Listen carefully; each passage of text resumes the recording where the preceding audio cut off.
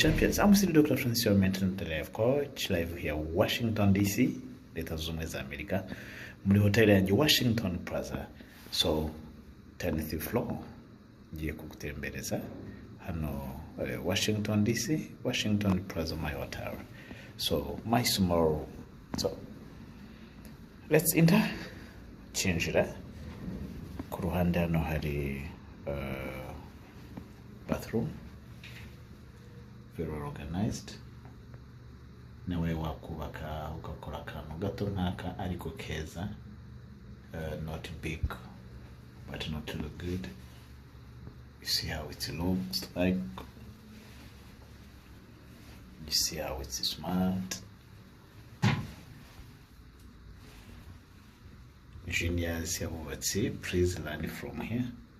Small but smart, as you can see. Small but smart, as you can see. Very well designed. So after here we go. You can see where to put your clothes. Very well designed, good ones. The mirror as you are entering, then the small bed, but very well designed, as you can see.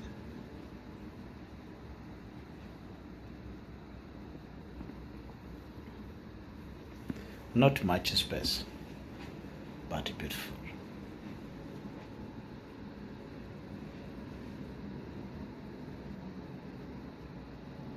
I'm also the Dr. Francis, your mental life coach, live here, Washington, D.C., United States.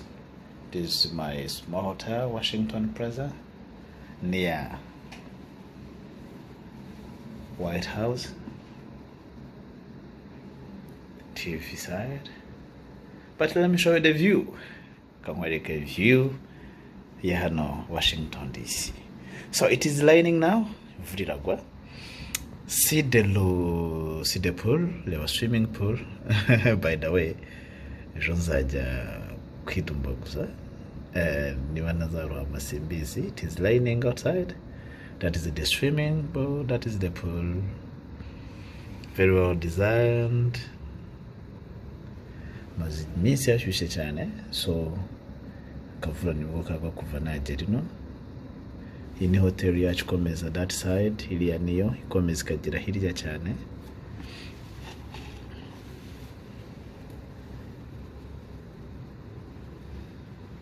Amazu ahazungurutse. As I'm telling you, we are around, we are near the White House. Kwa Mr. President Donald Trump. So this is the view of Washington, D.C. Ndi hejuru mu cyumba. So this is how it look like. Muraka kagoroba imfurikwa. Ndaza kongera mabereke nijoro amatara yaka.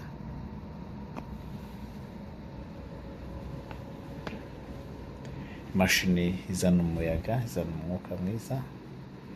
Very good sofa chair where you can sit and relax and do your work. Where you can sit and use your computer.